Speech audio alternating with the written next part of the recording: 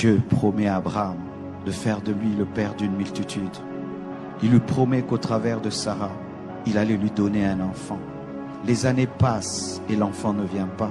Sarah pousse Abraham vers Agar et ils ont un enfant, Ismaël, qui n'était pas le fils de la promesse. Et Dieu vient corriger cela.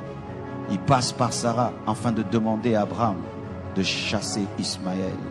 Ismaël est le symbole de la volonté permissive, de quelque chose que tu as fait parce que tu étais impatient, d'une relation dans laquelle tu es parce que tu as forcé dans la chair, d'une chose que tu trimbales dans ta vie mais tu sais que ce n'est pas le plan parfait de Dieu. Et Dieu t'a toujours dit d'ôter cette chose de ta vie. Et certains, ils attendent le soir pour enlever Ismaël de leur vie alors que c'est le matin. Il y a quelque chose dans ta vie qui n'est pas la volonté de Dieu. C'est Ismaël. Dans des moments charnels où tu avais perdu ta vie de prière, ton intimité avec Dieu et ta foi.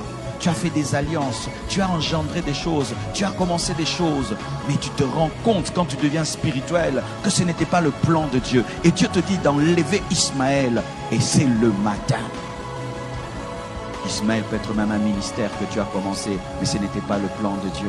Ismaël, ça peut être un fiancé avec lequel tu es, mais ce n'est pas le plan de Dieu. Ismaël, ça peut être une affaire dans laquelle tu es, mais ce n'est pas le plan de Dieu. Ismaël, ça peut même être une maison dans laquelle tu habites, mais ce n'est pas la volonté parfaite de Dieu. Ismaël est un enfant, mais il n'est pas la promesse.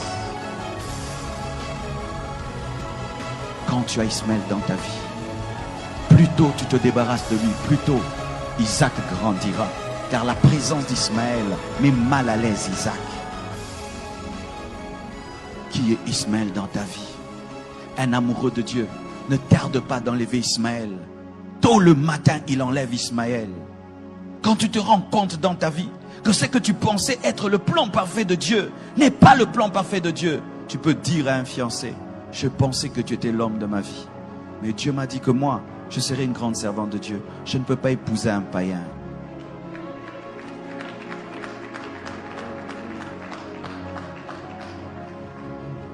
Tu peux avoir commencé un ministère dans la rébellion contre ton père spirituel. Mais quand tu deviens spirituel, tu te rends compte que cette église n'est pas dans la volonté de Dieu. Tu fermes l'église et tu rentres au pied de ton pasteur. Et tu dois le faire à temps.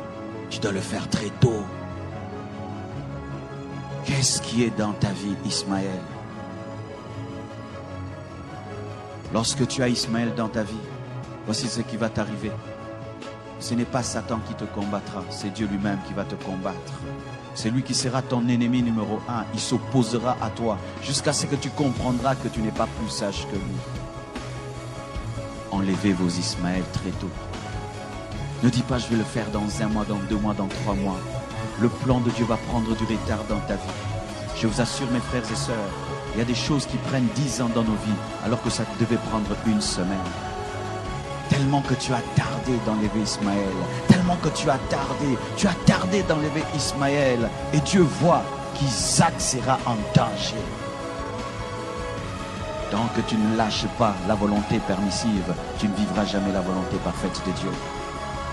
Certains ici, vous êtes dans des relations qui ne sont pas de Dieu. Tu vis dans la même maison qu'un homme qui ne t'a pas épousé. Mais Dieu t'a toujours dit qu'il va te donner ton mari. Mais voici la condition que tu as donnée à Dieu. Donne-moi d'abord mon mari avant que j'abandonne celui-ci. Ça ne marche pas comme ça. Tu lâches Ismaël. Tu dois lâcher Ismaël. Tu dois lâcher Ismaël. Je dis tu dois lâcher Ismaël. Dieu me dit qu'il y a des gens qui sont dans de telles situations, qui sont en train de poser des conditions à Dieu avant d'obéir. Vous allez obéir trop tard.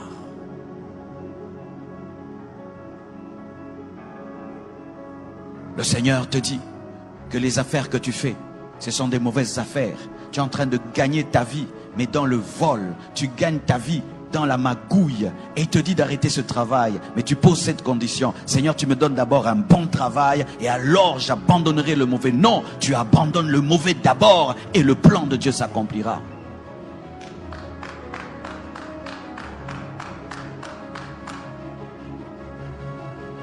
Es-tu dans la volonté parfaite de Dieu? La chose que tu as a été engendrée par quoi? Par l'impatience? A été engendrée par la chair? a été engendré par l'esprit, a été engendré par toi-même. Tu as forcé les choses. Et voilà que tu as Ismaël entre tes mains. Un enfant problématique. Jusqu'aujourd'hui, Ismaël est un problème pour Abraham. Ismaël a engendré tous ces gens qui bombardent le monde et qui créent des guerres dans le monde entier. Faites très attention. Obéissez à temps. Vous savez, mes frères et sœurs, lorsqu'une maladie est au début, on peut la soigner très tôt. Mais si tu la laisses grandir, tu peux vivre une amputation. Plus tôt tu obéiras à Dieu, plus tôt Dieu te guérira. Et si tu fais 10 ans, 20 ans, 30 ans avec Ismaël, il fera partie de ta vie. Et le jour que Dieu va l'enlever, une partie de toi sortira. C'est lorsque des gens arrivent jusqu'à avoir des enfants avec un mari d'autrui, des enfants qui ont grandi. Et là maintenant, l'Esprit de Dieu te dit de te séparer. Mais vous voyez le déchirement que ça cause. Ce n'est pas seulement que tu te sépares d'un homme, mais il y a des enfants. Pourquoi? Tu as gardé d'enlever Ismaël de ta vie.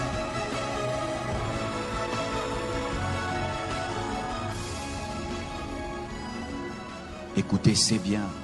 Dire qu'on a bien prêché dans la convention, c'est bien. Mais si nous, après nous avoir écoutés, mes frères, vous ne pratiquez pas ce que vous avez entendu, et vous tardez encore, vos cœurs vont s'endurcir. Les hommes de ce monde disent qu'il faut battre le fer lorsqu'il est chaud. Pendant que l'Esprit de Dieu est en train d'opérer dans ce domaine de ta vie, profite-en pour décider et te libérer d'Ismaël.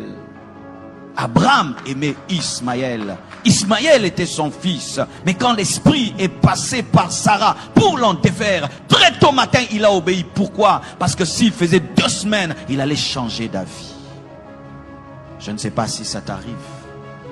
Des fois, pour faire une chose, il faut vite la faire. Car si tu tardes, le diable va te parler et tu vas trouver des arguments pour rester dans un mal pendant 2 semaines. Et puis 2 semaines, ça fait 1 mois, 1 année, 2 ans, 3 ans. Et tu te retrouves à ta mort. Tu n'as jamais abandonné Ismaël.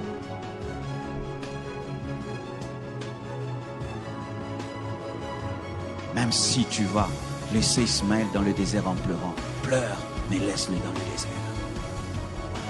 Même si tu vas te séparer de cette fille en pleurant, pleure, mais laisse-la dans le désert. Même si tu vas sortir de cette relation en pleurant, pleure, mais laisse ça dans le désert. Parce que Jésus ne vient pas par Ismaël, Jésus vient par Isaac, Jésus vient par Isaac. La promesse n'est pas faite à Ismaël, elle est faite à Isaac. Et tu es en train de t'attacher à ce qui ne t'engendrera rien du tout. Certains même, vous êtes dans des églises qui sont des Ismaël. Tu es allé dans une église par colère, tu es allé dans une église par rébellion, tu es allé dans une église par impatience. Et là-bas, tu es en train de mourir spirituellement, tu es en train de mourir en toi-même. Et le Seigneur te parle et il te dit, ce n'est pas l'endroit, mais tu as déjà une responsabilité, tu as déjà des postes, tu as des ceci, de cela, et tu te regardes que tu perdras cela. Tout ce qu'on t'a donné là-bas comme titre, c'est Ismaël. Car des fois, le diable encourage la rébellion en faisant qu'on t'élève dans la rébellion. Ismaël, ce sont des faux papiers. Des faux papiers. Tu t'appelles Jonathan, mais dans tes papiers, tu t'appelles Gélor. Des faux papiers. Une vie de mensonge, où tu mens chaque année et chaque mois. Ismaël, une vie qui n'est pas ta vie. Lorsque tu regardes ta vie, est-ce que c'est ta vraie vie? Aimes-tu ta vie? Es-tu heureux de cette vie que tu as? C'est Ismaël. Tu dois quitter cette vie, mais tu dois décider quand? Le matin. Maintenant.